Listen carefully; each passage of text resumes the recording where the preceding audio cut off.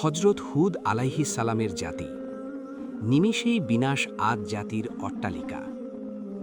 আদ জাতির সুউচ্চ প্রাসাদ ও টাওয়ার ছিল, কিন্তু সেগুলো তাদের প্রকৃতির প্রতিশোধ থেকে রক্ষা করতে পারেনি। আল্লাহ বলেন, তুমি কি দেখনি তোমার প্রতিপালক আদ জাতির ইরাম গোত্রের প্রতি কি আচরণ করেছেন, যারা ছিল সুউচ্চ প্রাসাদের অধিকারী, যার সমতুল্য কোনো দেশে নির্মিত হয়নি। সূরা ফাজার আয়াত 6-8।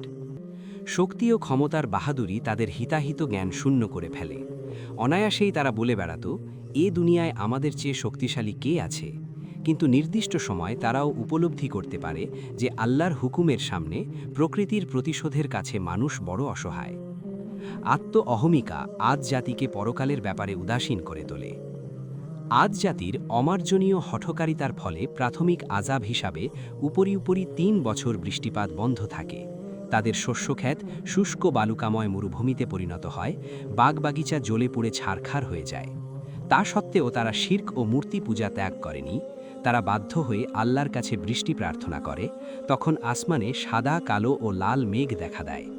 এক পর্যায়ে গায়েবী আওয়াজ আসে যে তোমরা কোন ধরনের মেঘ পছন্দ করো। লোকেরা কালো মেঘ কামনা করে। তখন কালো মেঘ নেমে আসে। আদ জাতি তাকে স্বাগত জানিয়ে বলল, এটি আমাদের বৃষ্টি দেবে। জবাবে তাদের নবী হুদ আলাইহিস সালাম বলেন, বরং এটি সেই বস্তু যা তোমরা তাড়াতাড়ি চেয়েছিলে। এটি এমন বায়ু যার মধ্যে রয়েছে মর্মন্তুদ আযাব। পরের দিন ভোরে আল্লাহর চূড়ান্ত আযাব নেমে আসে। ৭ রাত ও ৮ দিন ধরে অনবরত ঝড় তুফান বইতে থাকে। মেঘের বিকট গর্জন ও বজ্রপাতে বাড়িঘর ধসে যায়। প্রবল ঘূর্ণিঝড়ে গাছপালা উপড়ে যায়। মানুষ ও জীবজন্তু শূন্যে উত্থিত হয়ে সজোরে জমিনে পতিত হয়। দেখুন সূরা হাক্কা আয়াত 6-8।